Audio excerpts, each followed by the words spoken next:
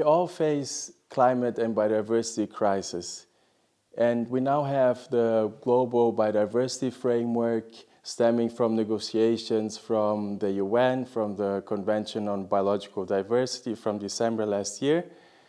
And there we have 23 targets. One of these targets is the third target, the 30 by 30 target, meaning that 30% of all land and all ocean areas are to be conserved by 2030.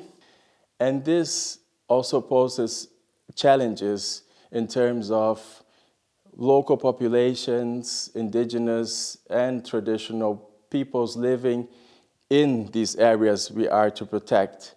And considering that these peoples oftentimes have been living in these areas for a long time and have been using the natural resources in a sustainable way mostly, governments are to consider these people's way of living with nature if they want to conserve nature for a long time. So based on that, 3 points can be specifically considered. So first of all, doing a thorough assessment not only of the ecological conditions of the areas that are to be conserved, particularly if there are indigenous peoples and local communities in these areas. So also doing a social assessment of these areas.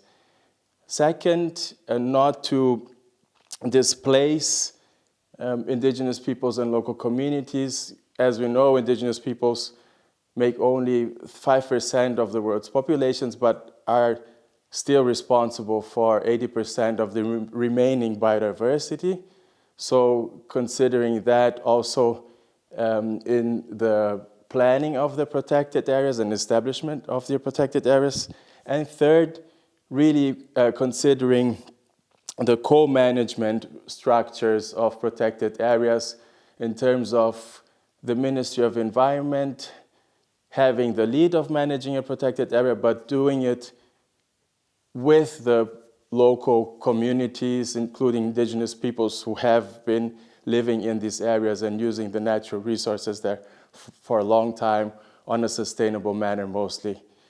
So, given these points, I would plea for doing an approach that is a rights-based approach for conservation when dealing and addressing this Target 3 of the Global Biodiversity Framework, meaning that we can only reach conservation in a long time if we consider the peoples who live in the areas we are to protect. So doing it for the climate, the biodiversity, and for people.